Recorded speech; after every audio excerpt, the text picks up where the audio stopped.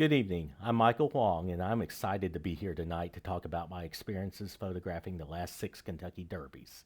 Thanks for joining, and first off, I'd like to thank the Fayette County UK Alumni Club for hosting this event, and specifically Jack Galt and the UK Alumni Association, who helped put this together behind the scenes. Some of you know that I'm a physician in real life, but for the last 11 or 12 years, I've done a lot of photography.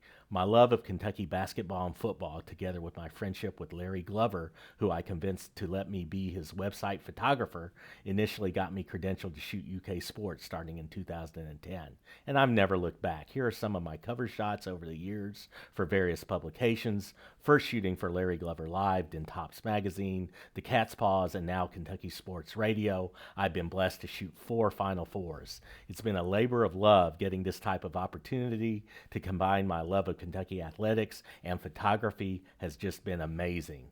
So for the last 10 years or so, I've been a freelance contributor to Topps Magazine and website. I've covered events for both Topps in Lexington and Topps Louisville magazines. They've even featured me on a story here on the left. I've shot some covers for them, including the Caliparis, and I started shooting the Derby for them in 2015. And luckily for me, they've stuck with me every year, even got me into the pandemic Derby last year as their lone media representative when less than 15% of the usual media were allowed in. So thanks to Keith Yarber, the founder and president of Topps, who's put a lot of faith in me and basically has let me loose on the Derby to just do my thing, which as a native-born Kentuckian has both been an incredible honor and an absolute joy. I really don't think I've worked any harder but had more fun doing anything than I do every year for the 2 days of Oaks and Derby. My wife will attest to the fact that afterwards I'm so sore and exhausted I can barely walk. So my first year being credentialed was 2015, and what good timing for me as that turned out to be the first Triple Crown winning horse in 37 years. My picture here of American Pharoah winning turned out pretty well considering the enormity of the situation shooting my first Derby. Imagine the adrenaline rush and the nerves as a rookie photographer covering a big event like this for the very first time, knowing you've got about a split second to nail this shot. Just imagine the tremendous thunder of the horses galloping towards you down the stretch, with the huge roar of the crowd behind you as you're crouched down beneath the rail on the actual dirt of the track during the Run for the Roses, the most exciting 2 minutes in sports. And maybe you've never noticed them before, but do you see all these remote cameras underneath the rail? Well, I actually had one of those too, and I got a pretty nice shot with it. I'll get into exactly how this was done later in the talk and exactly how unbelievably lucky it was that it turned out so well. There's really quite a story behind it, so stay tuned. Man, look at that crowd. And here's Victor Espinoza with the garland of roses. The next year, it was not quite as nice of a day, but Nyquist won with Mario Gutierrez aboard. And these pictures just show how heavy and impressive that blanket of roses is. I mean, it's really, really beautiful. And then another rainy day the next year, 2017, we had Johnny Velasquez winning aboard Always Dreaming. And then in 2018, it was another historic Triple Crown winner, the Great Justify, on yet another rainy day. And they keep moving the race time back later and later with the rain and with this light that they now shine across the finish line. You can see it at the bottom here. I just love the lighting in this photo. It's pretty cool stuff. I sometimes have to pinch myself to make sure it's not a dream. Talk about being blessed to be a photographer and a lifelong Kentuckian, a sports fan, just to be able to do this. Here's more of Mike Smith and Justify. And then in 2019, you remember the controversial disqualification. Not only did I have money on maximum security, but I also got what I believe to be an excellent photo of the winning horse. But of course, the winner was declared to be Country House with Flavian Prat in the yellow and brown silks in the middle here. I did catch a decent photo of the declared winner, but I wasn't happy, honestly. I would have made some pretty good money on maximum security, the only horse in Derby history to cross the finish line first and not win. But congratulations goes to Country House. And then last year, the Derby with no fans due to COVID-19. It was surreal, just an unforgettable experience, really once in a lifetime. I was one of just a handful of photographers there, one of the lucky few people in the world to say they were actually there for the 2020 Derby, which was pushed back to the first Saturday in September. Here's Authentic with Johnny Velasquez aboard, taken with the camera in my hand. But I got to also set up 2 remotes there because there were so few photographers. And here's one. I think my photos of the finish are better than usual because I had better access. I absolutely love this one because it's tack sharp, really in super focus. And I'll explain later that that's a lot of luck, but there's skill in giving luck a better chance to happen. I love how Authentic is crossing the finish line, running right at you, staring right at you, and you can really see how empty Churchill Downs is. And here's my other remote shot with a wide-angle lens with the iconic twin spires in the background. You can see quite a few more people in this picture. Nothing like a normal Derby, but not the same emptiness as the previous shot. But I love this frame too. It's the photograph that weeks before the Derby I visualize in my mind, hoping I have a remote spot and the winner cooperates.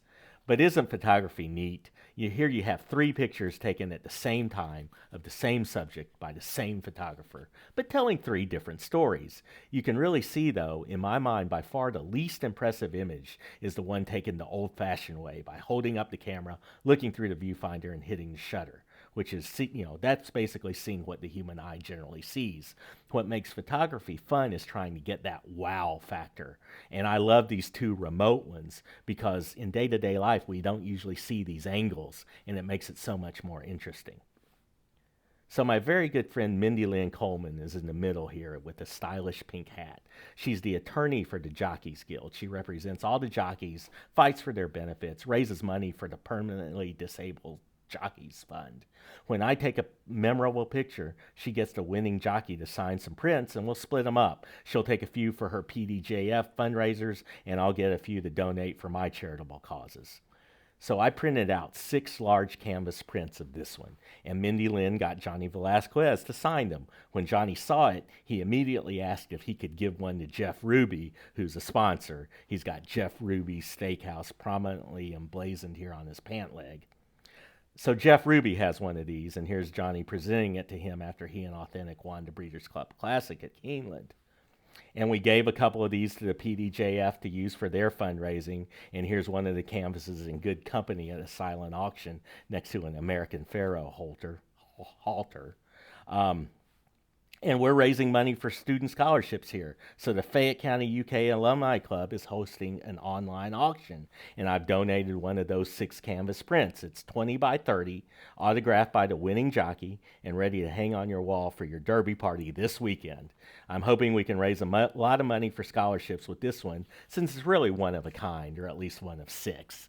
So please be generous and bid this up. We can ship it to you, or if you're near Lexington, I'll take it to you and meet you. Maybe take your headshot too. The auction closes tomorrow at 8 p.m. and I'll give the link at the end. We're also auctioning off my other remote shot. It's an 11 by 14 photograph signed by Johnny with an 11 by 16 matte signed by me, so it's suitable for framing. And this one looks really good printed out. It's really beautiful. And finally, we have a third auction item, an 11 by 14 American Pharoah print autographed by the winning jockey Victor Espinoza. I'll give the link to the auction at the end, so please start bidding these up. We're raising money for scholarships as usual. But anyway, I've shot Oaks and Derby Day in all sorts of Kentucky spring weather. My favorite, of course, is the glorious Kentucky spring day, the sun shining bright on my old Kentucky home. But you also know I've shot some rainy days and some really, really, really miserably rainy days. But honestly, I don't mind the rain. As long as you're prepared for it, you can produce some really interesting photos. You just need to make sure you have a really good rain suit for yourself and an even better rain suit for your camera. But decked out in Gore-Tex with your camera safely covered, it can be really fun in the rain. Believe it or not, I see it as a challenge. And you can get some really great shots in the rain and the mud. Here are a few of my favorite rain, mud, and slop shots. This one isn't the Derby, it's one of the early races on the card, so you can see how the remotes are all covered up with black trash bags. But I think the rain and the mud and the slop can make things much more dramatic, and it can make for really good photos sometimes. And I love getting up close where you can see the mud on the jockeys' faces, the mud on the horses' faces. But like I said before, nothing beats the bright, sunshiny, glorious Kentucky spring day. Here's a beautiful Kentucky Oaks day. I love all the pinks and pastels in the crowd. This just makes me happy. Look at this crowd. This is Oaks Day before COVID-19. Here's the normal pre-COVID infield on a beautiful Oaks Day. You know, it's just a sea of humanity in the paddock area too. This is the post parade before the Derby. And then let's go back to this one. Just look at this crowd. I mean, just what incredible excitement. And then there was COVID.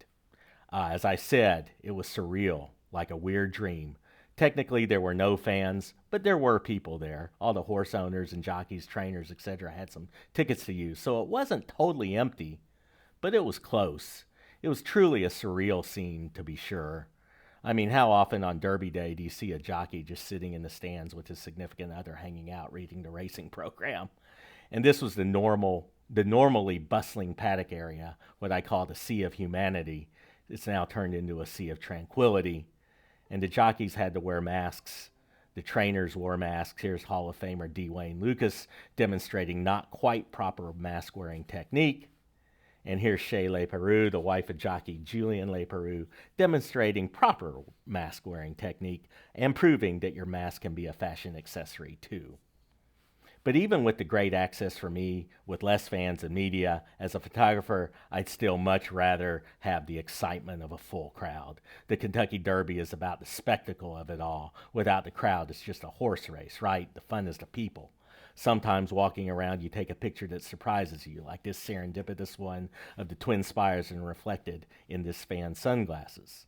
Reflections in sunglasses are always a favorite of mine.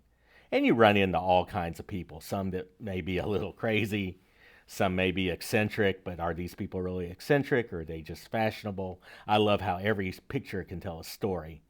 And what's great is most people love to have their pictures taken at the Derby. And I love all the different people from all walks of life, most dressed to the nines, some just doing their own thing. I mean, you've got your cigar smokers and your professional cigar smokers. And what a great place to people watch and take pictures of people looking good and having fun, from those that look like they belong at the track to those that don't.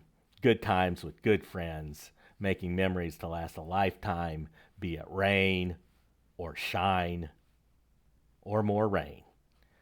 Just living your best life, whether you're there as a child or as a couple or spending a day with your friends. All kinds of unique people, some with impressive mustaches and beards, and sometimes Derby falls on Cinco de Mayo. But we always honor the breast cancer survivors on Oaks Day.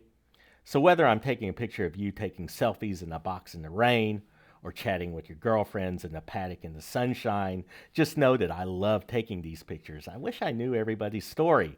I'm just blessed to be able to do it. So glad I'm able to share these with you tonight, because you know everyone in all of these pictures can tell a great story about their day at the Derby. Like this guy on the bottom left. Remember when it rained so hard I had to wear a shower cap over my hat? And all the action isn't necessarily on the track. I love the action shots of the fans too. It's all part of the fun. You just gotta love the Derby. I love the military presence, the Derby princesses, and it's always about the hats. All kinds of hats. Pretty black hats, funky pink hats, small hats, big hats, variations on the rose theme. And that's an even bigger rose. And does he use glue or double-sided tape to keep that on? And then there's the infield. My first Derby experience was going to the infield in 1988 as a junior at UK with my college buddies. I was naive. I thought I was going to see a horse race, but it was more like spring break party time, and I never even laid eyes on a horse that day. I mean, these poor people look like they're incarcerated, stuck in the rain with nowhere to go. But I guess the infield can be fun. I mean, this looks like fun to me. This is the kind of infield experience that I would personally enjoy. So maybe it's not that bad after all. And you can dress fancy there too. Of course, the other end of the Derby experience spectrum is Millionaire's Row, where you can hobnob with the rich and famous, including some of America's greatest B-list celebrities, including Joey Fatone of NSYNC, Tara Lipinski and Johnny Weir, Travis Tritt, Eddie Montgomery, and Larry David, and local celebrities like the KSR boys, Matt, Drew, and Ryan. Nice purple suit, Matt. I've taken a lot of paparazzi shots of some great athletes too. Here's Jerry Rice, Jeopardy host Aaron Rodgers, and our very own Randall Cobb. And Bam Adebayo, who knew he'd be an NBA All-Star so early in his career. And speaking of Bam, I miss being good at basketball. By the way, this was taken with a remote camera mounted to the basket support. So you see how I love these remotes. But I digress. What were we talking about? Oh, yeah, celebrities. Here's Harry Connick Jr. singing the national anthem, and Josh Groban, and Jennifer Nettles of Sugarland. Here's Donna Brothers, who does the horseback interviews for NBC, and now recognized as probably the greatest trainer in Kentucky Derby history, Bob Baffert, the winning trainer in 3 of the 6 derbies I've shot, including the only 2 Triple Crown winners in the last 40 years. He's won 6 derbies overall, tied for first place all time among trainers. I've shot some governors too. Here's John Y. Brown and Matt Bevin. But the biggest VIP I've taken pictures of at the Derby has to be my wife, Michelle. She's beautiful inside and out. She lets me chase my dreams and shoot Derby weekend in UK sports, which takes time away from our family. She'll go to the Oaks or Derby occasionally, but usually she's at home taking care of my elderly dad, who's now 93, 2 teenagers, and Gabriel, who's now 5. She was pregnant with him in these middle pictures here at the 2015 Oaks. And our pretty friend here in the blue in the rightmost picture is Keisha Dawson. She and her husband Mont are dear friends of ours, and I met them because their twin girls Lainey and Lexi were UK dance team superstars for 4 years. They live in Louisville, and I stay at their house every year on the Friday night between Derby and Oaks, so I don't have to drive back and forth from Lexington. So thanks to Michelle, and thanks to the Dawsons too. So how do I go about trying to get the best pictures? My journey starts by getting to Churchill Downs really, really early on Oaks Day, around 6 a.m. There's a mandatory meeting of photographers around 8:30, so I like to get there a few hours earlier to make sure I have all my equipment right and to start getting set up. And I'm talking a lot of equipment. This is what I brought to the Derby this past year as one person trying to do it all. Just for myself, I brought 3 camera bodies, 7 lenses, 2 extenders, countless batteries, chargers, and memory cards, my MacBook, a monopod, 2 remote stands, a big clamp, 3 pocket wizards, 2 long remote cord triggers, a ladder, rain gear, towels, garbage bags, rubber bands, gaffer's tape, a folding chair that doubles as a cooler, a step stool, a camera suitcase, a camera backpack, and a fanny pack, all on this rolling cart. So the big decision is where to shoot the actual race. One spot is right in front of the fans, under the outside rail just past the finish line, pictured here on the left. This is where most of the photographers will try to capture the finish. The other is across the track, between the inside rail and the turf course and past the finish line, pictured on the right. They assign the spot in front of the fans on the outside rail at the mandatory Friday morning meeting. And like I said, this is where most of the photographers choose to shoot. You can see in non-pandemic years, it's shoulder-to-shoulder photographers. This particular year, Topps got the 68th assigned spot, right before Fashion at the races and Lady in the track. And this is Mike Cyrus on the right. He's helped out with Topps Derby coverage since 2016. And Mike is an incredible photographer, and he works harder than me to get the shot, so I love having him there to share the load for Topps most years, although we joke about him being the bad luck charm. The 2 years I shot the track by myself without him in 2015 and 2020 were 2 of the most beautiful sunny weekends you can possibly imagine. And we've had rain and lots of it every year that he's been there, so I'm considering banning him. But this assigned spot is really fun. You can see the excitement going on behind the photographers. You're right there with the fans. You talk with them, they can spill beer on you, but it's just incredibly exciting to be there in person. You can pretty much walk out to this spot anytime, so it's convenient because you don't have to cross the track, which can be a real pain because there's only one place to do it and only at certain times.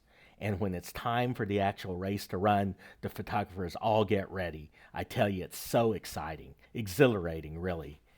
And this is what you hope to capture from that location. Here's Justify getting ready to run right by me on the first pass down the straightaway. And here's the finish of that race, taken with a 300 millimeter lens. That's a pretty big one. And this is straight out of the camera without any cropping. So you can see that I'm a good distance away from the finish, about 30 yards away. But here's that same photo cropped and with the brightness and color slightly adjusted to bring out detail. It's really nice to shoot from this assigned spot, even if it's pretty far down from the finish line, because there's nothing in front of you to block the action and you've got a clear shot of the finish. So the other place to shoot the race is from the inside of the track. The background with the twin spires and the crowd is quite a bit more compelling.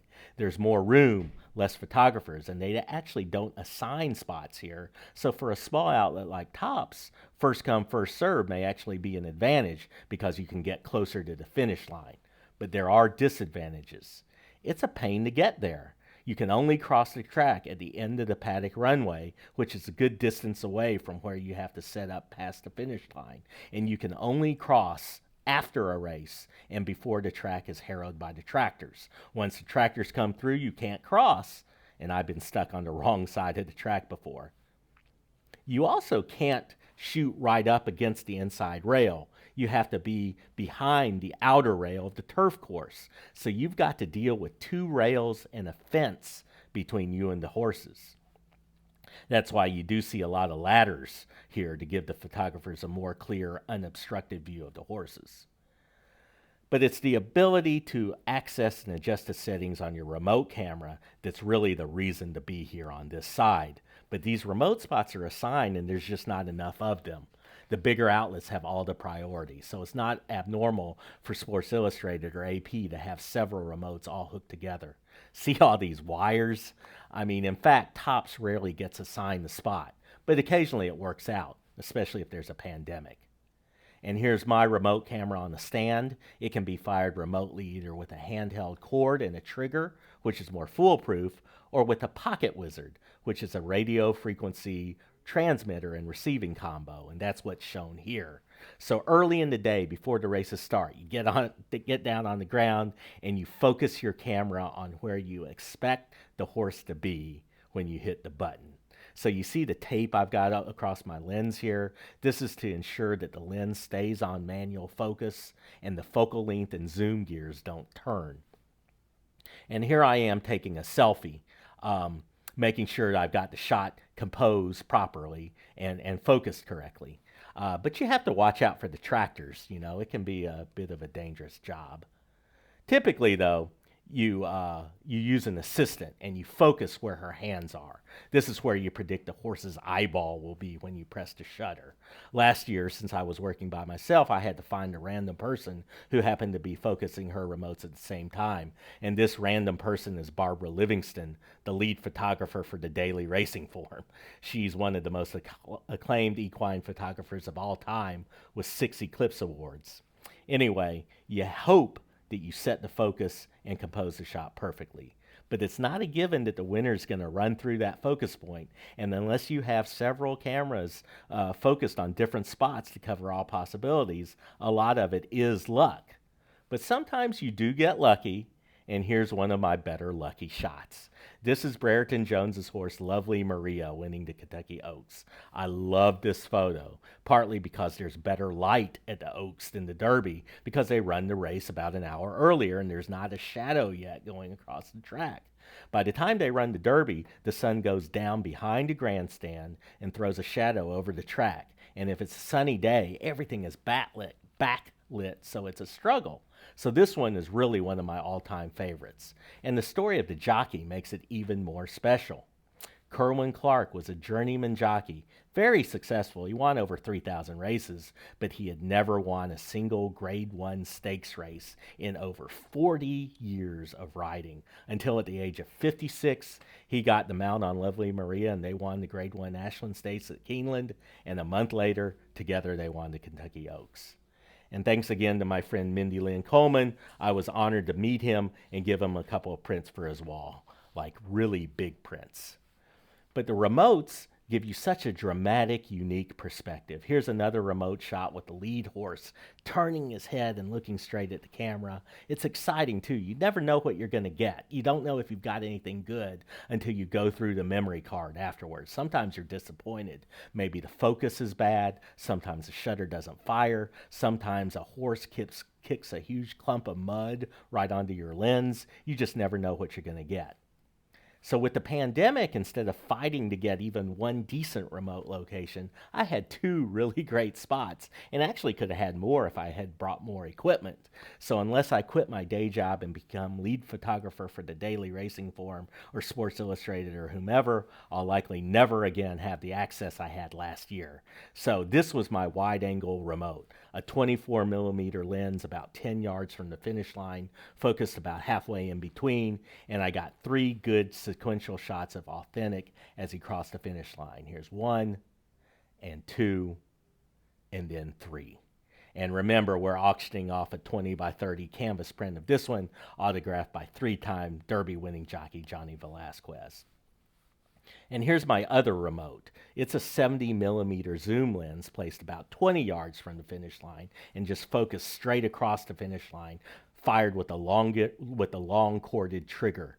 And this is the first pass around the track. And the goal here is to get a good picture and have the horses run by without kicking a big clump of dirt onto your lens. And you can see Authentic has already separated himself from the pack here. This is a neat picture. Check out the concentration on the jockeys' faces, the power of the horses barreling ahead, and I just love this horse on the right running straight at the camera.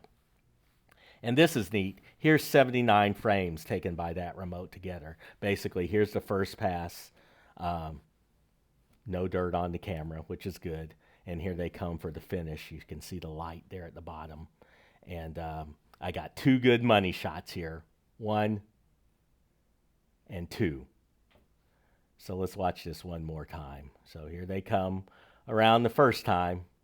Just think this remote is so neat. And then here they come for the finish. And here you have money shot number 1 and money shot number 2. And here's money shot number 1. It really is one of my all-time favorites because it worked out exactly how I planned it to. You know, I gave luck a chance to happen, and it did. Money shot number 2 here, the horse is lit up even better. It almost looks fake because the horse is so bright, like he's in a studio in front of a backdrop. I love this one too. It's better lit, taken exactly the moment the horse is running through that light at the finish line. But I think I like the previous one just slightly better because of how the horse is staring you down, running right at you. And that's why it's the one that's in the auction, signed by Johnny. And somebody did get a photo of me in action. You can see me between Authentic and Johnny here. Notice how few remotes there are on the ground as opposed to usual years. So let me tell you the story behind what it took to get my remote photo from my first Derby. I told you I'd done some remotes at UK basketball games, so I was at least familiar with the technology and the technique, but I was new to setting up remotes at a horse race, having never done it before. I wasn't even supposed to get a spot. All the spots were assigned before Topps' name came up, and as a rookie, there was not much of a chance of me getting a spot anyway. But it was pretty early, still several hours before the first race, so I hung around the area for a while after the spots were assigned and tagged along with my buddy Mark Ziroff, who as a USA Today photographer had a couple of remotes to set up. So I'd figure I'd get some tips from him, learn how to do it, just in case I would ever get an assigned spot. And then I overheard one of the other photographers talking to the photo marshal that he wouldn't need one of the spots that he was assigned. He was with SI or AP and he had multiple spots. So I jumped in and asked if I could have that spot, and they gave it to me. Since I really didn't know what I'm doing with the remotes, I decided I'll shoot the actual race from the other side to get this traditional picture of the Derby winner that you see here. It's more foolproof. With an assigned spot and nothing between me and the horses, it's less likely that I'll miss the shot. And the remote is going to be a crapshoot anyway. Since I don't have a long corded trigger with me, I just hope that the pocket wizard works and fires the remote from across the track and I get a bonus photo from the opposite angle. With the distance and all of the TV and radio interference, it's likely not going to work. And since I'll be shooting from the other side and can't afford to get stuck on the wrong side of the track, I also have to set up my remote with camera settings hours before the race, guessing what the light will be like at post time. So needless to say, the odds that I would get anything good out of that remote were not in my favor. But it's funny how things work out. My plan worked better than I ever could have imagined, as I got several good frames from this angle here. And then, as you've already seen, I got a really, really nice image out of that remote. A timeless moment of history being made, frozen in time, forever documented by me. And here's the real story behind it. It's a little sappy, but absolutely true. And I'm sorry if I cry or if I make you cry. Some of you know this story as I post it to my Facebook memory every May the 2nd. But my mother, more than anyone else in the world, shaped me into the person I am today. She grew up in poverty in China, but worked hard to become a nurse, married my father, and together they left everything they knew behind and moved to the United States to find a better life for our family. She taught me the value of honesty, hard work, and persistence, and basically ruled over our family with an iron fist, but with unconditional love. In the last years of her life, she fought a battle against Alzheimer's disease, slowly lost her ability to communicate other than to smile, and passed away on May the 2nd, 2014, exactly 1 year to the day before I would shoot my first Kentucky Derby. On May the 2nd, 2015, my heart was heavy and my thoughts were constantly with her, but I knew how she would be proud of me and tell me to carry on, quit crying, and just go do my best. So if you think that it was just pure luck, that the first time shooting the Derby, nobody photographer happened to get a coveted remote spot that was assigned to Sports Illustrated, that it would be a picture-perfect, beautiful day with brilliant blue skies and fluffy white clouds, that my pocket wizard would actually work from 30 yards away across the track through all sorts of interference and take the picture at precisely the right moment with the right settings when I had never done it before, and that this horse that would go on to win the Triple Crown and the Breeders' Club Classic and become one of the greatest champions of all time would run right through my focus point and give us this picture to remember this day for eternity. Well, maybe it was just luck, but I know my mother had something to do with it. She always put me in position to succeed, and this day was no different. So I'm going to finish this talk with several of my favorite pictures of the Derby experience. You already know I love the roses. The lilies for Oaks Day are equally impressive, and here's lovely Maria again. And there's so many different ways to take race pictures. Here's one with a wide open aperture, stopping the action, which is traditionally what you try to do with sports photography. And with all the races, I can be creative and try to test my photography skills. Here I employ a slower shutter speed, pan my camera horizontally as the horses whiz by to try to capture a sense of motion, so the background and their legs are blurred while the jockeys and the head and bodies of the horse are in focus. And here's that same technique, but an even slower shutter speed, blurring more of the shot, making it seem like the horses are really flying, which they are. This particular race, they passed me once after leaving the gate and go around and finish in front of me, so I shot the first pass with the slow shutter panning technique, then switched cameras and settings and shot the finish with the stop action technique, and you can see it's the same horse in front, leading wire to wire. And I like shooting from different vantage points. Here, this is shot with a super zoom lens from the roof above Millionaire's Row, shooting across the infield to the backstretch and the backside. And this is actually the same horses in that same race approaching the finish line. This is a neat perspective, I think. And here's a rainier day, but another race from the roof. But the roof is really far away. In my humble opinion, it's a lot more fun to be really close. So when you're crouched down on the track, they walk right by you in the post parade. It's quite an experience. And I love to take up close up horse portraits. After a race, you can get close-ups of jockeys as they dismount. Remember the muddy faces. Here's Mike Smith after winning the Oaks on Abel Tasman in 2017. And here's Johnny Velasquez after winning his third Kentucky Derby aboard Authentic. And here's a horse getting a sponge bath right there on the track. This photo makes me smile. I really love it.